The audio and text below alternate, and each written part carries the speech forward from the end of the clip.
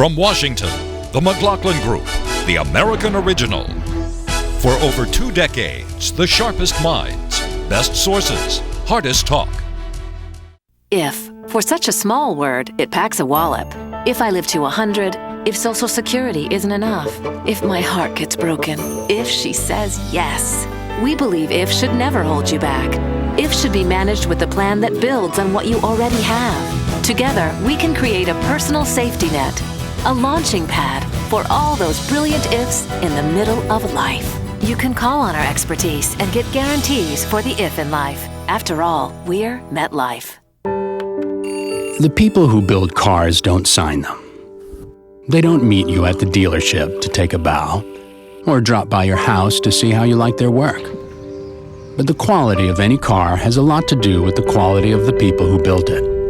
So Toyota put their newest plant in Blue Springs, Mississippi. Mostly because the folks here are passionate about building better cars. Maybe they're just built that way.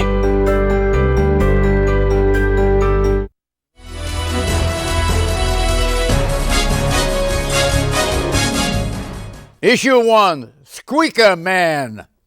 My goodness, what a squeaker. But it sure is nice to have a win, I'll tell you.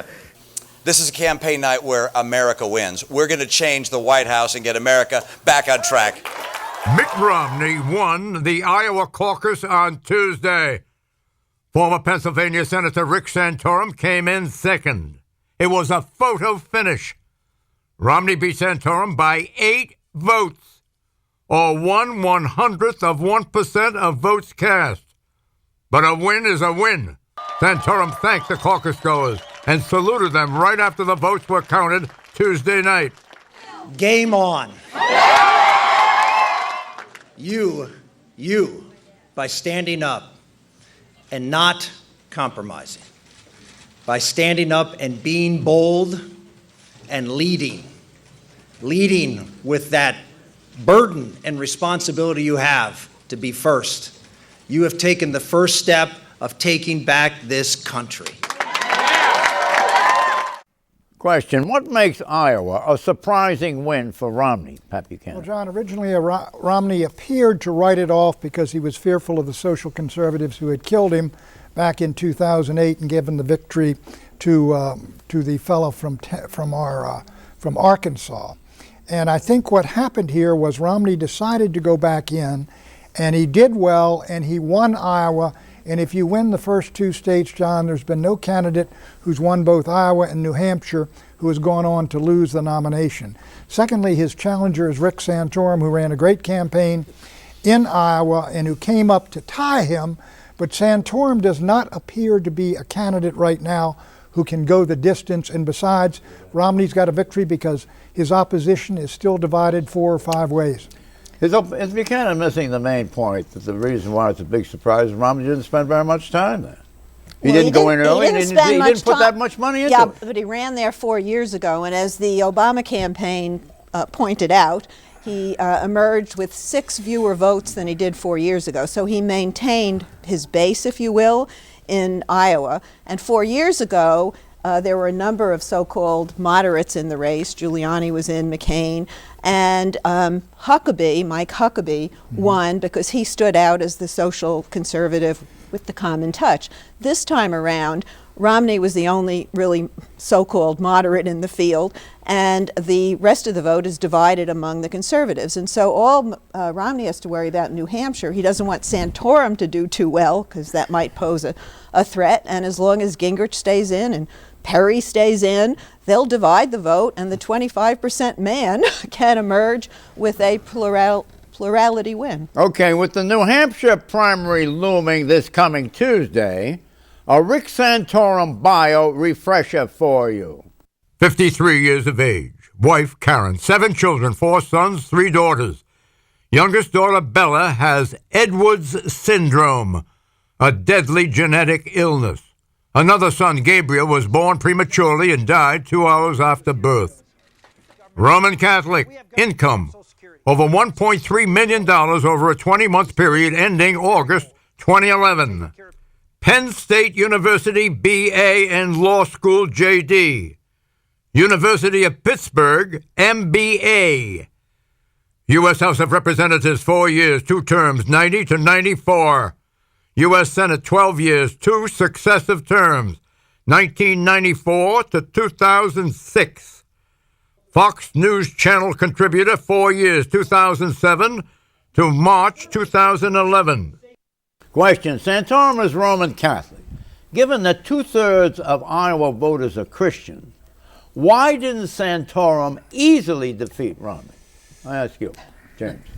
Well, he wasn't the only Christian in the race. First of all, a lot of those people are evangelicals. He's Roman Catholic. And you had Rick Perry, who made a point, who kind of transformed himself into being the Texas job creator into being more of a social conservative. Michelle Bachmann went for the social conservative vote. Even Newt Gingrich talked about his conversion to Catholicism. So there was that sort of Christian conservative vote was really split among all the candidates.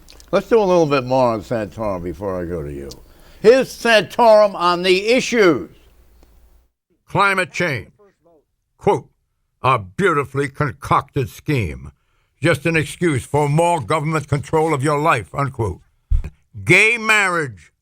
Wants a constitutional amendment banning same-sex marriage, saying, quote, it destroys the basic unit of our society because it condones behavior that's antithetical to strong, healthy families, unquote. Stem cell research opposes such research, thus breaking with then-President G.W. Bush. Partial birth abortion led the charge in Congress against partial birth abortion. Question, will Santorum win New Hampshire? I don't believe he'll win New Hampshire. I don't think he'll come close in New Hampshire. I think it's going to be a huge win for Romney. But I want to go back to Iowa, because the big part of what happened in Iowa was that Gingrich was doing extremely well in Iowa. He was attacked by the super PAC of Romney, and he was destroyed by the negative ads that came out of that. And his vote, in a sense, went partly to Mitt Romney and partly to Santorum, which is why I think Santorum did as well as he did. I don't think he's got the staying power or the carrying power to do well either in New Hampshire or indeed even in South Carolina. Right. Santorum's problem is he came into New Hampshire at about 4 or 5%. Romney's at 45. He has an enormous way to go. I don't think he's going to make it. And quite frankly, the conservatives are really divided, not only in New Hampshire, you got Ron Paul in there as well, but they are in South Carolina, John, where that comes next. Romney right now has got a 2-to-1 lead in South Carolina because the conservatives are all divided down there as well. Right. If they don't get behind a single conservative candidate, and very, very soon, this thing is over. Right, and Santorum may have already blown it in New Hampshire because he's speaking to a student audience and he got into an argument about gay marriage. Gay marriage is legal in New Hampshire. It is also popular in New Hampshire, and it wasn't forced on them by some elites. The people there live free or die. So New Hampshire is not Santorum's kind of state. But there is a lot. He doesn't have to win New Hampshire. There are some. He doesn't have to win New Hampshire. I mean, no. Romney just needs to perform beneath expectations, which is possible. John Huntsman could peel off some of the independents. Santorum does better than expected. There's not a lot of enthusiasm among conservatives for Romney. Then they go into South Carolina and see what happens. So you're just going to say New Hampshire doesn't matter? Listen, if he performs, it does matter. It matters a lot, because if Romney performs below expectations, then that gives maybe Rick Santorum a chance in South Carolina. The establishment Republican Party is alive and well because they're probably going to stomp out Santorum as well as the others, and Mitt Romney is going to run as the inevitable mainstream candidate against a fractured field of extremists. They got to get down to one candidate. Perry's going to be back in South Carolina. Newt's going to be there. Ron Paul will get 15%. That's never going to happen because Ron Paul will never drop out. So Ron Paul's always going to stay in there. And then it'll be another conservative. So it's always going to at least be 2-on-1. You're going to have Newt in there and Perry in there draining off votes that potentially could go to Santorum, who is, I mean, quite frankly, Santorum's not a national The Republicans, whatever their convictions are, the Republicans who believe in the electability of their candidate predominantly support Romney. And for a good reason, because he's the most electable of any other Republican candidate. Let me squeeze this in. Why didn't Perry do better when he spent $5.5 million on negative ads for Romney? Well, it looked like he was up to the job. Oops. Oops is my answer. Right. Oops. Yeah, but Perry is an administrator, successful, and brought back to office in Texas. I don't disagree with that. Governor. He's the only one who's had this kind of administrative he experience. also is, of all the governors I've met, he has the best understanding of small business and how it works in the economy. That's not the issue. The issue is, how can he perform on the national stage? He was clearly unprepared and inadequate John, for the national stage. he was leading. Can't that be corrected? Yeah, John, over he was time. leading. But he doesn't have that time. He didn't have that time. John, and he he lost his remember credibility. the name of the Environmental Protection It was Agency. more How than big that. is that? Even before that, he wasn't able to carry the debate. Do you think he can recover? He's a man I don't. of... I think he's a very talented... South Carolina? No, I don't think he'll get more than 15%, if that. He's a man of prefabricated sound bites, and if you go beyond that, he can't handle himself well on the national stage, and it's noticeable. Okay, primaries ahead. January, New Hampshire, South Carolina, Florida. February, Nevada, Maine, Colorado, Minnesota, Arizona, Michigan. Which one of these January primaries is the most likely to deliver some kind of an upset? I think South Carolina is actually the one, because right now Romney seems to be leading, which would be a tremendous upset, because that's the state he is supposed to lose. That's the state the conservative is supposed to win. Well, Florida will also be significant, and that's on, I believe, January 31st. And they moved up earlier in the calendar. And the Republicans, for the first time in these early primaries, have proportional delegates, so that whoever runs and wins and gets a percentage gets some delegates. It's designed to be a long primary process. To stretch it out somewhat. But Santorum pull it off in South Carolina. Here's the thing, he's got to win South Carolina, I think, or somebody's got to beat Romney there, because if Romney wins South Carolina, he's won the first 3 and he's ahead in Florida. What exactly stops him, John? I think Romney could win Florida even if he lost South Carolina right now. Who's his biggest threat in South Carolina? I think it's probably at this point Santorum, who's surging because Newt is falling. I think Ron Paul will get his usual 15 to 20%. What about Perry? Perry will be back in, but I don't think he's going to get more than 12, 15%. Well, do you know what the population is made up of in South Carolina? You know yeah, I've run down there, John. It's made up heavily of evangelical Christians. That's right. But there's a very powerful establishment Republican Party down there that's been built up over the years, and I think that party's going to move behind Mitt Romney. The governor's behind Mitt Romney. Is Perry's firewall South Carolina? Is that why he stayed in the ring? The firewall burned down already.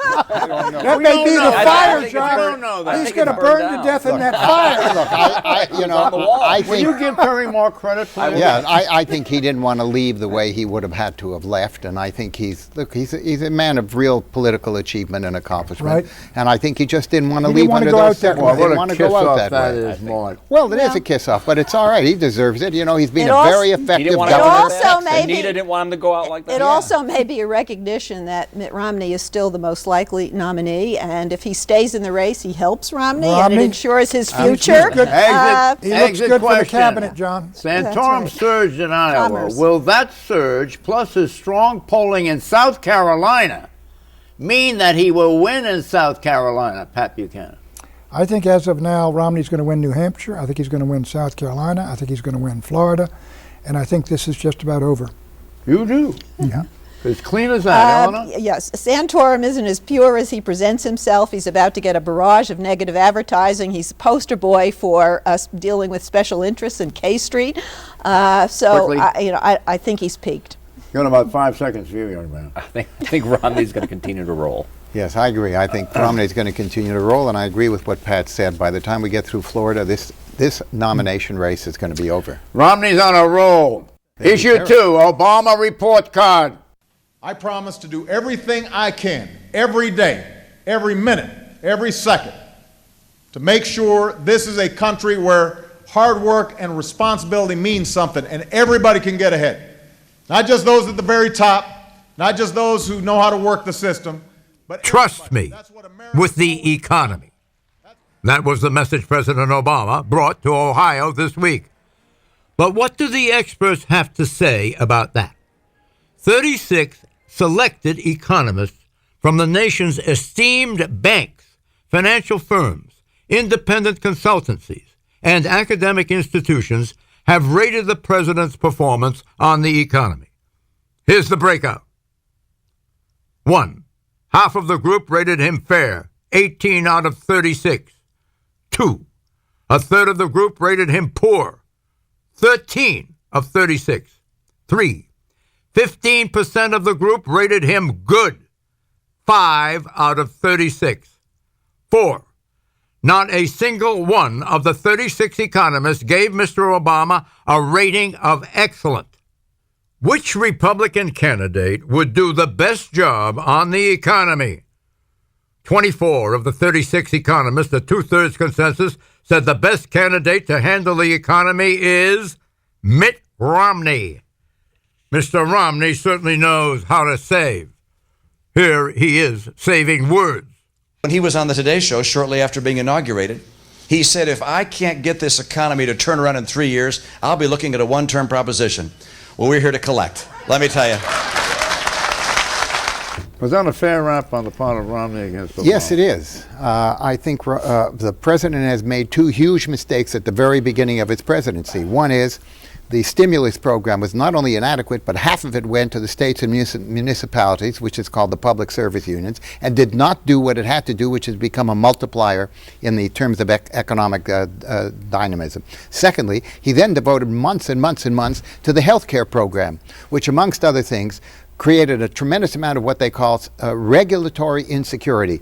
And Stanford and the University of California at Berkeley did a survey of this, and they found that as much as 2 million jobs were not created because of regulatory insecurity. And that's a serious study, and that's exactly what so many people in the business community have come to the conclusion about Obama's presidency, and that's one of my big problems with. Would this be any different under Romney as president of the United States? Absolutely. Look, Romney is an extraordinarily talented businessman. He understands the economy. He understands how it works, which is one of the great problems of this administration. They may have theories. They don't understand how it works. Is Romney also? And I was a supporter of Obama. Is Romney a deal maker? Yes, he certainly is a deal maker. He's an accomplished deal maker. Very accomplished deal maker. Is that what the American people really want? That's a part of it. They know that he had to make compromises, for example, with the Democratic legislature in Massachusetts to get things through. They know he can work with an opposition. How do you like this Romney commercial that's going on here?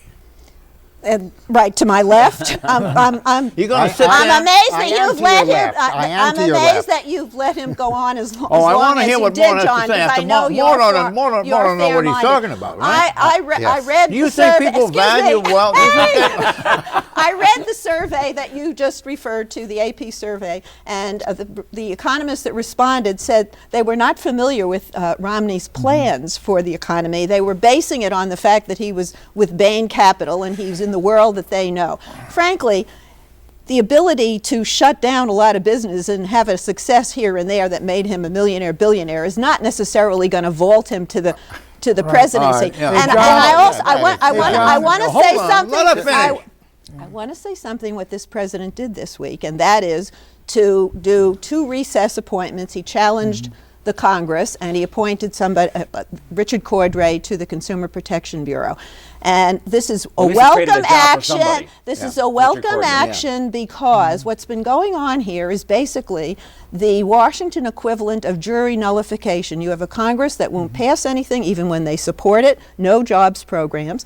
They won't confirm anybody the president sends up, and they're trying to repeal 2 major pieces of legislation that were duly passed and signed into law by this president. This is the worst economic recovery in modern U.S. history. There were over 200,000 jobs created in the last month, and it's too premature to say all is well, but it looks like we're on the right track. Listen. This is the worst recovery in modern American history. And what the president chose to do, rather than move to the center, he's doubled down on the exact same policies. And you may be impressed by the fact the unemployment rate is down to 8.5%. That's only because the workforce has collapsed. If it was the same level it was when Obama took office, the unemployment rate would be 11%, which is which is easily the worst number since the Great Depression. John, the difference between Romney and Obama is very simple. Obama and Pelosi and Reid bet the entire farm, basically, or most of it, on the public sector, hauling us out of the recession. Romney and the Republican Party will do as Reagan did, bet on the private sector almost 100%. That is the fundamental difference between the two parties. The private sector got us into the mess. Remember that? Have we all forgotten But that? they're gonna- There have to be restraints on that behavior. Eleanor, and this your president guy has hasn't put those- produced in 3 years. 3 years. He has saved us All right, from what was near disaster. You know, they're not even calling them And jobs the trend anymore. is This going summer the he's going right to way. create And I work don't opportunities. see- It's not even jobs. Work opportunities saved or created. Excuse me, Romney's 59-point plan is basically just going back to the same policies that were in place when President Bush was in office. we've There's tried nothing Obama, bold or and dramatic. Look to the economists. policies He have failed. He's failed. The He policies hasn't have failed. This is You a have 3 years. stubborn. He said the unemployment rate would be let me get to the 6% now. This is a- 6% on its way to 5%. It's nowhere close Hold to it. that. This is a stubborn near depression that we're This is getting when you have out the of. wrong And policies. if It's this very president is to be faulted, Look, it the is one- not the one- making clear how Hold tough on, a please. situation we were in. The one thing that Romney has called for is calling for China to get rid of the currency manipulation and unfair trade practices that are blocking Americans' recovery. Isn't that a piece of singular insight? And who else is talking about China in that regard? Santorum. A lot of people are talking about that because China, they believe, has manipulated Right. the currency to make their exports How do you fight the greater and volume our- of that impact? Well, we are. There are a lot of things that we can do, in They fact, did and we that are in going to be doing it. 1994, John. They devalued their currency, took it down by 50%, Yes. and then they flooded us. The damage has been done to America. Well, what about Romney's first point of correction of the situation is to call on China? Huntsman went They're over not there. gonna do that. They've They're been not gonna doing do that that. for 5 years, and they've been bringing it down at 5% a year. So they It's should a bring it back naive- down faster. But Romney They won't do it. What is the Romney's stick? point is that Pat's right. They're not What going to is do the it. stick? Issue 3, dear Mr. President, Florida Republican freshman Senator Marco Rubio on Friday morning sent a scathing letter to President Barack Obama at the White House. Senator Rubio blasted the president for supporting an increase of the national debt ceiling. That's the amount of money the federal government is legally allowed to borrow. Here are some elements from the letter. Dear Mr. President, news reports suggest you will ask Congress to approve yet another increase in the debt ceiling. The request is another $1.2 trillion, adding to a 3-year debt binge that has totaled $4.5 trillion on your watch, and that has enabled our overall debt to surpass $15 trillion. Your latest request will push the federal debt limit well above $16 trillion. This pending request will be the 6th time during your presidency that Congress is being asked to keep allowing government and spending to grow at rates that are unsustainable. Instead of making debt ceiling increases a routine Washington exercise, we need to make it routine to actually spend no more than we take in. I will oppose the debt ceiling increase unless such an authorization is accompanied by a real plan to tackle our debt, both pro-growth elements and spending restraints, including fundamental tax regulatory reform and reforms to save Social Security and Medicare. If we had done this in mid-2011, when we last debated the debt ceiling, we could have set America on a path to economic growth and prosperity. Instead, you failed to lead. You punted the tough decisions, and in doing so, our credit rating was downgraded for the first time in our history. It is a tragic reality, but on your watch, more and more people have come to believe that America is becoming a deadbeat nation, inevitably heading towards a European-style debt crisis.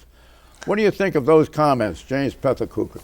I think they're entirely on target. 1 year ago, the president got the report from his own deficit commission, the Bull-Simpson Commission, which laid out a long-term plan to deal with the debt. He stiff-armed him, threw him under the bus. He still has not released any long-term plan to deal with our debt. I think Rubio's completely right. There's a politically charged letter designed to get Rubio out front in the... But economically accurate. Excuse me, to borrow a phrase from Rick Santorum, it's game on. It's political, and he may want to vote against the debt increase, but I don't believe the Republican Congress is going to walk into that fight again with this president, not after the cost they paid about the payroll tax. You know that Buchanan thinks that the running mate of Governor Romney? Mr. Romney will be the governor of New Jersey. What's his name? Chris Christie, but no, I'm not sure. Now, wait a minute. Is that your expectation or your wish? No, I would think Christie is in the running. I think Marco Rubio has put in his application with this statement, which was led Drudge, calling it a deadbeat nation, going after the president, because Rubio had sort of been pulling himself back, lack of interest. I think this is an... Who's the better candidate for the job of vice president to go up against Joe Biden? I think either one of those individuals would be very... You mean Christie? Dramatic choices. Rubio and Christie. I don't know. I mean, Christie would be terrific in terms of blue-collar America, whereas Rubio would give you Florida automatically, charismatic, and excite the conservatives. And Florida is essential to the win of Barack Obama. If you lose Florida, you lose.